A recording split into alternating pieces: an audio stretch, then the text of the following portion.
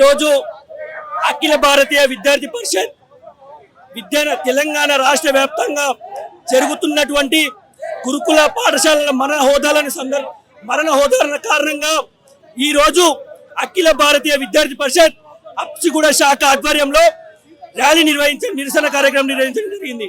ఎందుకంటే ఈ యొక్క రాష్ట్ర ప్రభుత్వం దాదాపు 832 మందికి ఫుడ్ పాయిజన్ అయినప్పటికీ ఒక్కరికి గిడంగా పట్టించుకోకుండా దాదాపు 51 మంది చనిపోవడం జరిగింది. 51 మంది చనిపోయినప్పటికీ కూడా ఈ యొక్క రాష్ట్ర ప్రభుత్వం వాళ్ళ శవాలను ముందర పెట్టుకొని నిద్రపోతున్న వైఖరి మనం చూస్తూ ఉన్నాం. ఇంకోటి, ఈ యొక్క రాష్ట్ర ప్రభుత్వంలో ఉన్నటువంటి మంత్రులు కావచ్చు, ముఖ్యమంత్రి కావచ్చు, ఇప్పటి వరకు ఈ యొక్క ఎవరైతే చనిపోయిన విద్యార్థుల తల్లిదండ్రులు కావచ్చు, ఏ ఒక్క పాఠశాలలో ఫుడ్ పాయిజన్ అయిన పాఠశాలలు కావచ్చు ఇప్పటికీ సందర్శించిన దాఖలాలు లేవు.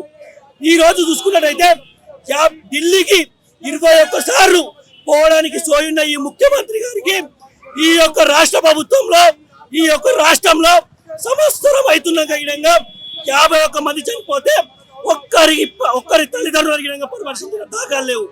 అలాగే ఒక్క గురుకుల పాఠశాలలో ఎందుకు ఫుడ్ పాయిజన్ అవుతుంది, దేనికోసం ఫుడ్ పాయిజన్ అవుతుంది అని ఆరా తీసిన రోజులు లేవు. ఈరోజు చూసుకుంటే ఈ యొక్క ఫుడ్ పాయిజన్ లో ప్రతిపక్ష నేతలు లోపల ఉన్న వార్డెన్లు చేస్తున్నారని అంటున్నారు. ఇప్పటి వరకు దాని మీద ఒక కమిటీ వేసింది లేదు. మొన్న టాస్క్ ఫోర్స్ కమిటీ వేసారు. ఆ టాస్క్ ఫోర్స్ కమిటీలో అది ఉత్త డంచి కమిటీ. దాంట్లో పేరెంట్స్ అక్కడ వండిన తర్వాత అక్కడ యజమాని తిని తర్వాత పిల్లలకు పెట్టమన్నారు. ఆ పిల్లలకు పెట్టింది లేదు. ఇది పెద్ద హైడ్రామా ఆడుతున్నటువంటి ఈ రేవంత్ రెడ్డికి ఒకటే చెప్తున్నాము, ఈ యొక్క గురుకుల పాఠశాలలో ఇలాంటివి పునర్వితమైన ఈ యొక్క విద్యార్థులను పట్టించుకోకపోయినా, ఈ విద్యార్థులు ఎవరైతే చనిపోయారో వాళ్ళని పట్టించుకోకపోయినా రాబో రోజులలో నీకు బరాబర్ బుద్ధి చెప్పే రోజు వస్తుంది. నిన్ను గద్దె దించి నీ కోసం మరొక పెద్ద గద్దె పొందబెట్టే రోజు విధంగా దగ్గరలో ఉన్నాయని చెప్పేసి ఈ సభాముఖంగా హెచ్చరిస్తున్నానని తెలియజేస్తున్నాను. రాష్ట్ర శాఖ పిలుపు మేరకు రాష్ట్ర ప్రభుత్వం ముఖ్యమంత్రి రేవంత్ రెడ్డి దిష్టిబొమ్మ దానం చేయడం జరిగింది. ఎందుకంటే సంవత్సర కాలం గడుస్తున్నప్పుడు కూడా, ఈ రాష్ట్ర ప్రభుత్వం ఏర్పడిన సంవత్సర కాలం గడుస్తున్నప్పుడు కూడా విద్యారంగ సమస్యలు మాత్రం ఎక్కడైతే గంగోడు అక్కడనే అన్నట్టు విద్యారంగ సమస్యలు మాత్రము అదే విధంగా ఉన్నాయి. ఈ రాష్ట్రంలో గురుకులాలలో మనం చూసుకున్నట్లయితే 800 పైగా పిల్లలకి ఫుడ్ పాయిజన్ కావడం జరిగింది. 51 మంది విద్యార్థులు చనిపోవడం జరిగింది. చిన్న పిల్లలు బాలలు చనిపోవడం జరిగింది. అయినప్పటికీ కూడా ఈ రాష్ట్ర ప్రభుత్వం సోయి లేకుండా నిద్రపోతుంది. పిల్లలను పట్టించుకోవడం కానీ, పిల్లల తల్లిదండ్రులని సంప్రదించడం కానీ జరగలేదు.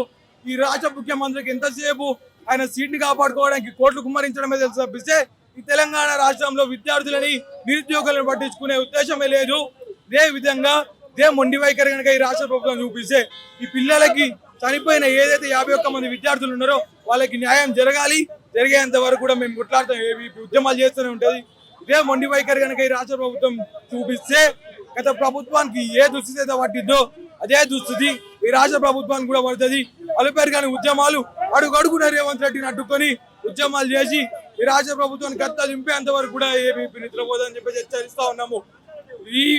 ఈ సంఘటనని గుర్తుపెట్టుకొని ఈ రేవంత్ రెడ్డికి ఒకటే హెచ్చరిస్తున్నాము, ఈ ప్రభుత్వం విద్యార్థులకి న్యాయం జరగాలి. న్యాయం జరిగే విధంగా ఈ ప్రభుత్వం నడుచుకోవాలి. లేని పక్షంలో ఎన్ని ఉద్యమాలు చేసైనా సరే ఈ రాష్ట్ర ప్రభుత్వాన్ని, కాంగ్రెస్ సర్కార్ని గద్ద దింపేంత వరకు కూడా ఏబీపీ నిద్రపోదని చెప్పి హెచ్చరిస్తా ఉన్నాము.